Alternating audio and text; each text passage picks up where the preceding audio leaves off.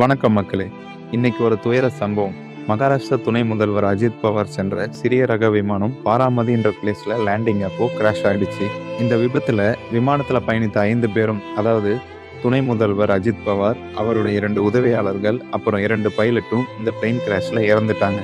இந்த பிளேன் கிராஷ்க்கு இப்போ வரைக்கும் என்ன ரீசனா சொல்லப்படுதுன்னா, லேண்டிங் அப்போ கிளியரான விசிபிலிட்டி இல்லாததுனால தான் சொல்றாங்க. ஏன்னா ரன்வேக்கு 100 மீட்டர் முன்னாடியே பிளேன் தரையில மோதி கிராஷ் ஆயிடுது.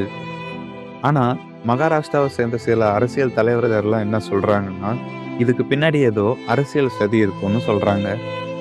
அந்த கிளைமேட்ல கிளியரான விசிபிலிட்டி இல்லாததுனால தான் பிளேன் கிராஷ் ஆச்சா இல்லையான்னு ஆல்ரெடி இன்வெஸ்டிகேஷன் ஸ்டார்ட் பண்ணிட்டாங்க.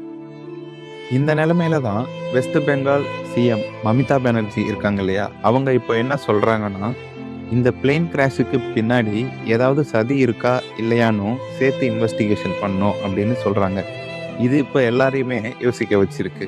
ஏன் அப்படின்னா, மகாராஷ்டிராவில் மிகப்பெரிய அரசியல் தலைவர், கரண்ட் டெபுட்டி சிஎம், இவர் யார் பக்கம் இருக்காரோ அந்த கட்சி தான் வின் பண்ணும்.